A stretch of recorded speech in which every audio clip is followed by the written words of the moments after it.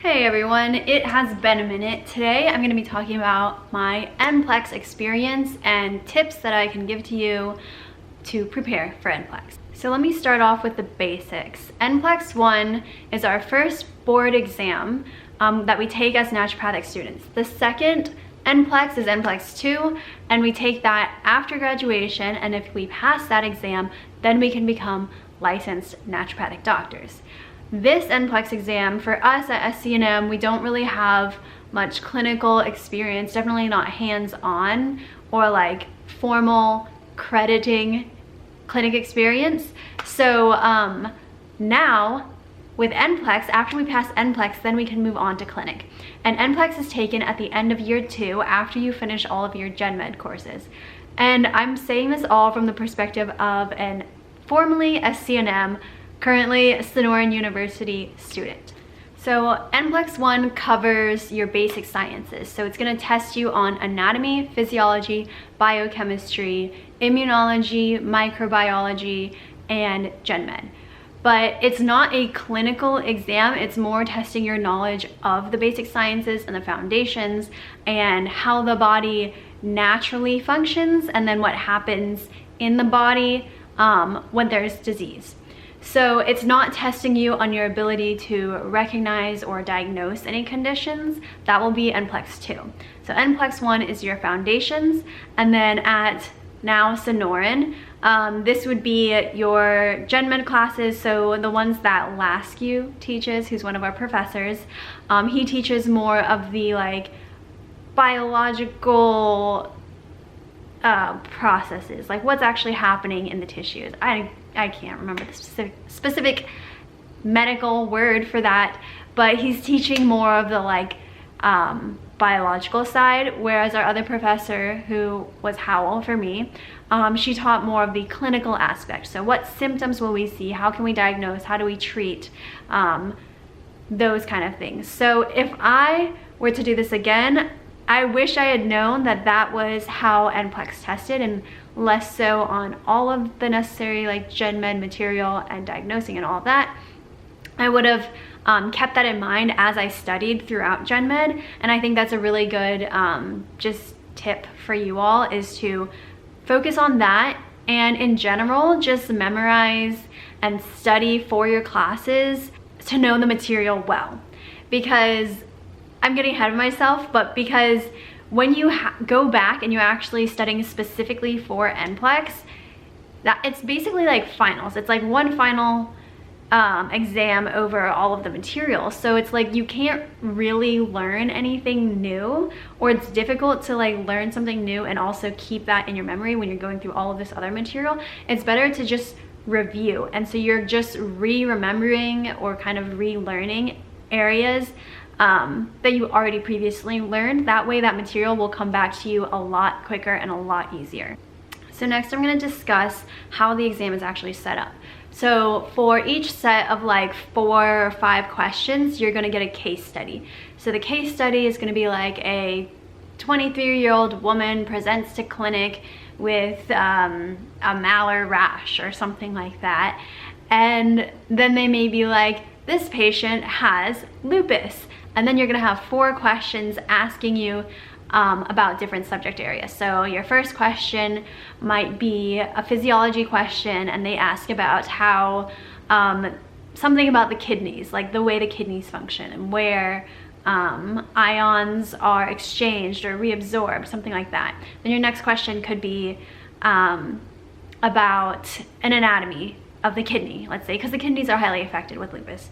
So the next one would be like, where is the most, well, actually that's a good physiology question. Where is like the most water reabsorbed, which would be like the proximal tubule? Or for anatomy, it'd be like, which artery supplies the kidneys? Something like that.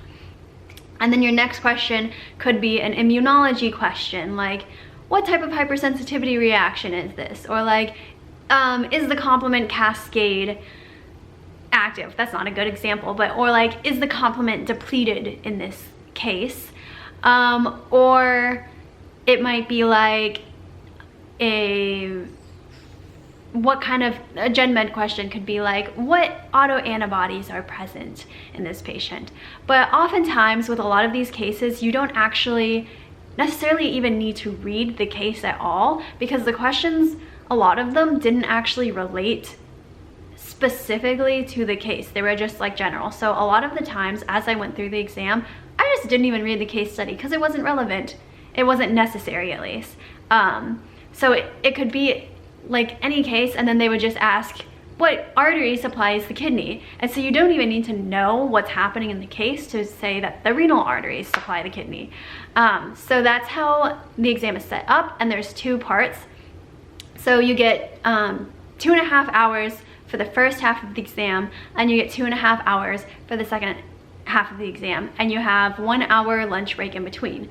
Now that break could be a little bit longer if you finish the exam earlier, the first part of the exam earlier.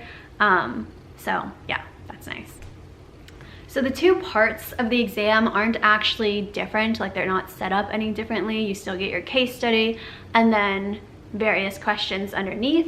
So I don't know, it's probably like, well, it's 100 questions for each part. I didn't mention that. So yeah, you'll have 100, you'll probably have 25 cases on each part, and they can ask you any sort of questions underneath. They just split it up so you get a little break in between, like the SAT or something. But then it's graded differently. So it's graded by the structure function part, and then the like pathology part. There's probably another name for it, I don't remember exactly. But so your structure function is going to be like physiology, anatomy, and biochemistry. So that's structure function. And then the other part, which is like pathology, it's going to include immunology, microbiology, and general medicine pathology. So those are 2 separate sections, and they're graded separately. So you have to pass the structure function, and you have to pass the pathology, immunology side to pass the entire exam. If you fail one part, you fail the entire exam. Now I'll talk about grading. So after the exam, it takes about 6 weeks to get your results. They post your unofficial results online, and you can see them on your account. They say that these are unofficial and they could potentially be wrong due to like human error, but the official results they'll mail like the next day, that after the online results come out, which are the official results. So you'll get your official results in the mail. They got sent out for us on a Thursday, and I received mine on Monday afternoon. And they get sent out from NABNY, which is like the organization that like does the whole testing and everything. So they get sent out from them, which I think they're in Portland, Oregon. So if you're in Portland, you probably get yours sooner. But yeah, so that's when you find out. And then when you get your results, you can see if you passed or if you failed. It's just a pass-fail exam, but then you can also see how you ranked like on the scale of your exam results. I'll show you in a sec. So that was the whole process of how NPLEX works. The actual day of NPLEX, so you go, for us, it was hosted at a hotel. I think that's pretty consistent.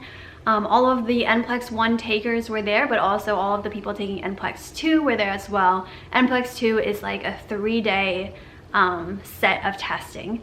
So they're different. They're in a separate area, but we basically show up at the hotel at like 7:30 is when they tell you to show up. So you get there, you check in, you get whatever you need to get, you put your stuff down in another room, and then you go, you check in again at another set of doors. They assign you a table. You are at a table alone. You have a Scantron. They give you like an eraser and some earplugs if you want them. You can bring a water bottle in, I believe. And then basically they do a little spiel. They set a timer, they start the timer, and then you get that amount of time to take the exam. For me, I was surprised. The first part of the exam took longer than I was expecting. I'm a pretty quick test taker typically, but it took a bit longer than I expected. I still ended with, I think, like 30 extra minutes to spare, so it isn't bad. But yeah, be aware of that. The exam is long, so it's a total of like 5 potential hours that you could be testing. So that's something that maybe you could consider working on. because it's a long exam. It takes a lot of stamina. Most of our exams, I mean, none of my exams are that long in regular classes, so it's different. What else? Yeah, so then after that, you have break. You can leave if you want to, but I just stayed at the hotel and we ate our lunch there and we chit-chatted, tried to just distract ourselves or from thinking about the exam. And then we went back in, did another check-in, sat back at our table. We got a new packet. I think it was the same Scantron, just flipped over. And then we took that part, and then when we were done, we could just leave. And that was the whole day. For us, a group of us ended up going to like a little cafe after and just chilled, enjoyed ourselves, like got to relax after it was all done. So it was great. So that's the overview of NPLEX. Check out my next video. It's gonna be tips and resources and anything else I forgot to add in this video. All right, I'll see you there.